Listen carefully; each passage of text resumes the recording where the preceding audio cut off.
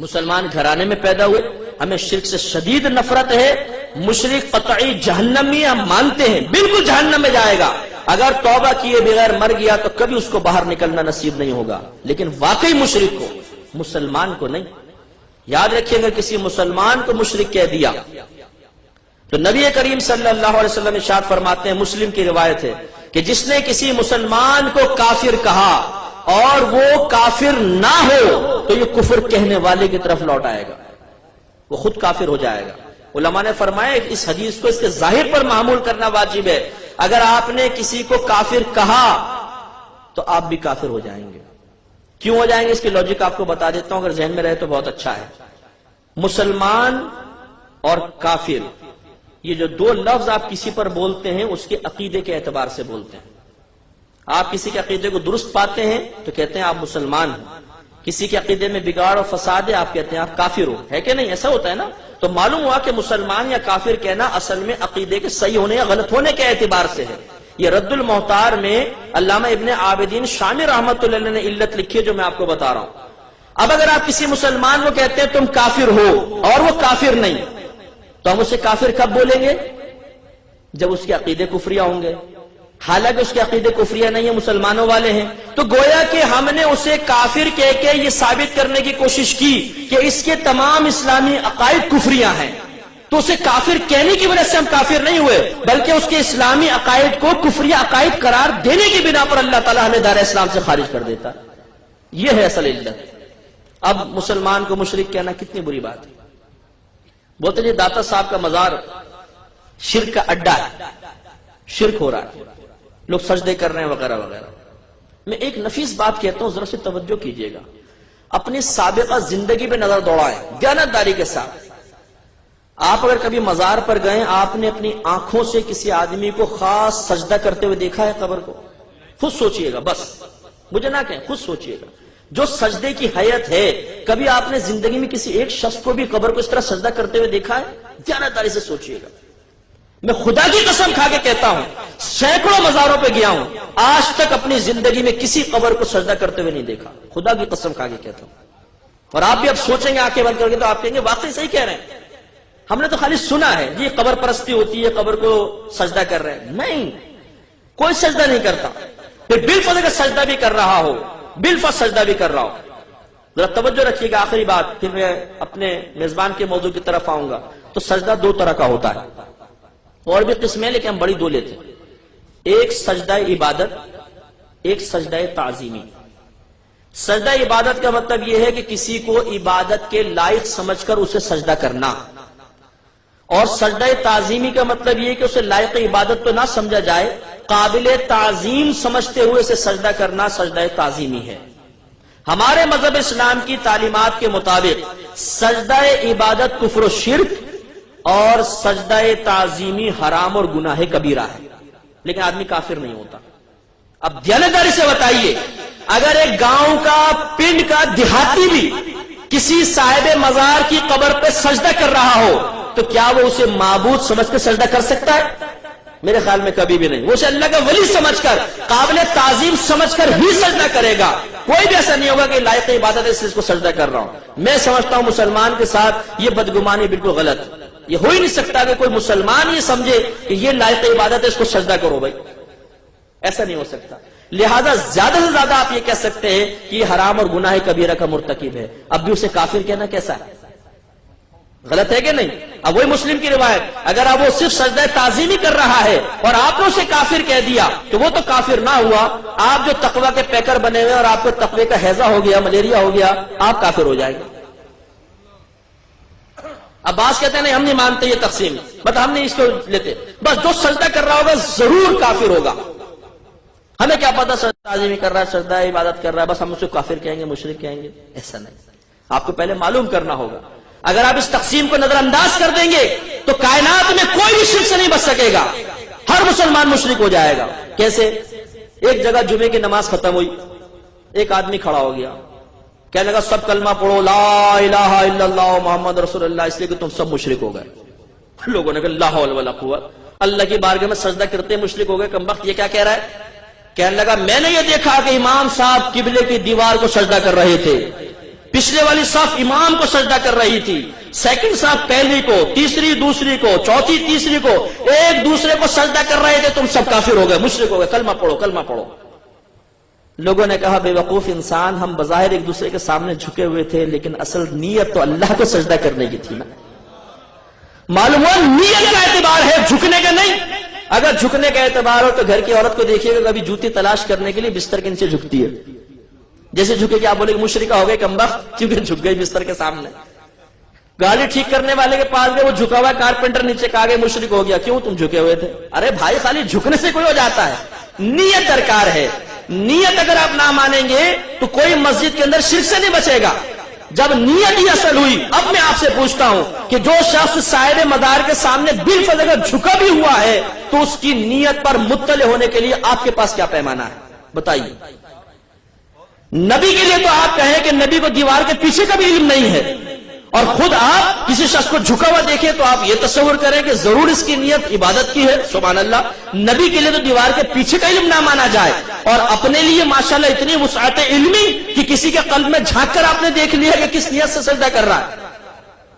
انتہائی غلط چیز ہے، بالکل غلط۔ میں الحمدللہ جہاں جمعے کی نماز پڑھاتا ہوں، میرے بیان اکثر اصلاحی ہوتے ہیں، تو میرے پیچھے بہت سارے لوگ نماز آ کے پڑھتے ہیں۔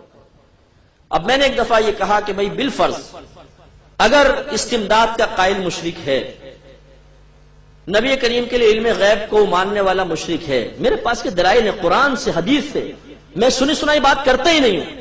میں نہیں کہتا ہوں جی میں نے سنا ہے اپنے بڑوں سے تو بیان کر رہا ہوں، ہاں میں نے بڑوں سے بھی سنا ہے، اور میرے بڑوں کے قول الحمدللہ اتھینٹک ہے، اس لیے کہ میرا الحمدللہ یہ تجزیہ ہے، مشاہدہ ہے، تجربہ ہے، میرا وسعت مطالعہ ہے کہ انہوں نے قرآن و حدیث سے نتائج اخذ کر کے ہم تک پیش کیے۔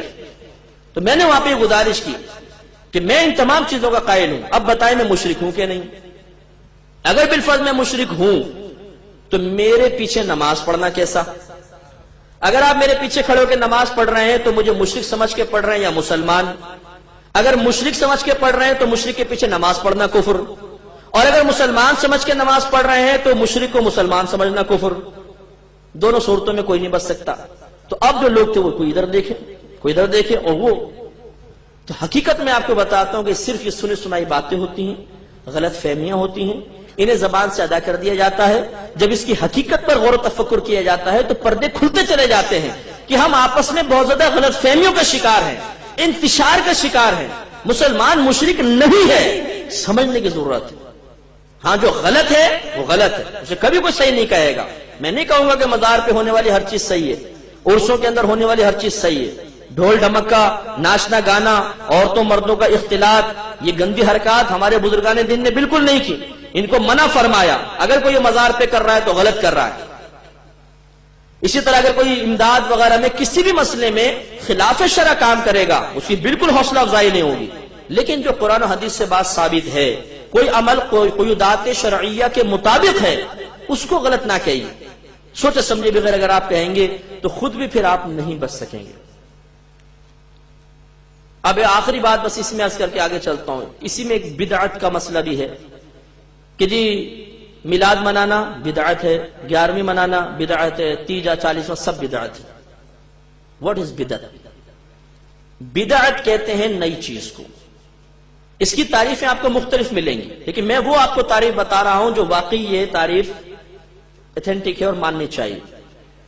نبی کریم صلی اللہ علیہ وسلم کے دور مبارکہ کے بعد دین میں یا دنیا میں جو بھی نیا کام پیدا ہوا اس کا نام بدعت ہوتا ہے، اور ہر بدعت بری نہیں ہوتی۔ اگر نبی کریم کے زمانے اقدس کے بعد کوئی کام نیا پیدا ہوا، چاہے دین میں دنیا میں، اور قرآن و حدیث کے خلاف ہے تو وہ بدعت سیئہ کہلائے گا، بری بدعت، اور یہ جہنم میں ہے۔ کلو بدعت ضلالہ، جو سرکار نے فرمایا کہ ہر بدعت گمراہی ہے، اس سے مراد یہ والی بدعتیں ہیں۔ اور اگر کوئی کام ایسا ہوا کہ اللہ کے نبی نے نہیں کیا لیکن وہ کام بعد میں پیدا ہوا اور دین کی تقویت کے لیے ہے، فائدے مند ہے، مسلمان اس سے اچھا سمجھ رہے ہیں، تو یہ ہے بدعت حسنہ، اس کو اچھی بدعت کہتے ہیں۔ اور اگر کوئی نیا کام پیدا ہوا، اس کا دین سے کوئی تعلق نہیں، دنیا کا کام ہے، دنیا کے فائدے کے لیے ہے، اگر وہ قرآن حدیث کے خلاف ہے تو وہ بھی بدعت سیئہ، اگر خلاف نہیں ہے تو اس کو بدعت مباحہ کہتے ہیں، نہ گناہ نہ ثواب۔ اب میں چند مثالیں دیتا ہوں۔ مثال کے طور پر مسجدوں پر مینار اور گنبد کس نے بنایا بتائیے؟ سب بناتے ہیں نا. امام صاحب کو تنخواہ دیں گے تھوڑی سی، لیکن مینار کے اوپر لاکھوں روپے خرچ کرتے ہیں، لاکھوں روپے کا سریہ لگاتے ہیں. حالانکہ یہ کوئی سنت نہیں ہے بنانا. نبی کریم نے نہیں بنایا، صحابہ کرام نے نہیں بنایا. یہ تو بعد میں فقہائے اسلام نے اس کی اجازت دی، اس لیے کہ لوگوں کے گھر پکے بننا شروع ہوئے، مسجد میں اور گھر میں امتیاز ختم ہو گیا. مسافر آتے تھے، انہیں پتہ نہیں چلتا تھا مسجد کہاں ہے، تو پھر کہا بھی کوئی مابہل امتیاز ہونا چاہیے، کچھ نہ کچھ مسجد میں اور گھروں میں فرق ہونا چاہیے. تو کیا کریں، چلو جی گنبد اور مینار بنا دیں. تو گنبد اور مینار شروع ہو گئے. اب بتائیے اگر یہ بدعت ہے تو ہر مکتبہ فکر کی مسجد پہ گنبد اور مینار نظر آئے گا. وہاں جا کے بدعت کا فتویٰ کیوں دم توڑ دیتا ہے؟ محراب نبی کریم کے دور میں نہیں تھی، سیدھی دیوار ہوا کرتی تھی، بالکل سیدھی دیوار. صحابہ کرام کے دور میں سیدھی دیوار ہے. یہ تو تبع تابعین کے دور میں جا کے کہیں محراب بننا شروع ہوئی. محراب کیوں بناتے ہیں؟ ہر مسجد میں محراب آپ کو نظر آئے گی، کسی بھی مکتبہ فکر کی محراب نظر آئے گی. کیوں؟ جماعت کے لیے ٹائم فکس کرنا، ظہر اتنے بجے ہوگی، عصر اتنے بجے ہوگی، مغرب اتنے بجے ہوگی، عشاء اتنے بجے ہوگی. نہ سرکار نے کبھی فکس کیا، نہ صحابہ کرام نے. جب جمع ہو گئے نماز پڑھا دی. کوئی ٹائم فکس نہیں ہوتا تھا. آج ہر مکتبہ فکر کی مسجد کے اندر جماعت کا ٹائم فکس ہے، اتنے بجے ہوگی، اتنے باقاعدہ اعلان کرتے ہیں. یہ بدعت نظر کیوں نہیں آتی؟ تو معلوم ہوا ہر بدعت بری نہیں ہے. پھر قرآن کے آپ دیکھ لیں، اعراب زبردیر پیش. صحابہ کرام کے دور میں شاید آپ کے لیے نئی بات ہو کہ قرآن پہ نقطے تک نہیں تھے، بغیر نقطوں کے تھا. زبردیر پیش نے نقطے بھی غائب تھے. ان کو اللہ نے اتنا فہم عطا فرمایا تھا کہ وہ پڑھتے تھے تو خود بخود نقطے لگاتے چلے جاتے تھے. ایسا زبردست مطلب ان کا فہم تھا، حافظہ زبردست تھا. نقطے نہیں تھے، بعد میں نقطے لگنا شروع ہوئے. پھر زبر زیر پیش، رکوع کے نشانات، وقف کے نشانات، پھر منازل مقرر کرنا، یہ سب بعد کے ہے. حجاج بن یوسف ظالم بادشاہ تھا، اس نے تمام کام کیا تھا. کیا یہ بدعت نہیں ہے؟ اگر ہے تو پھر کیوں ہوتا ہے؟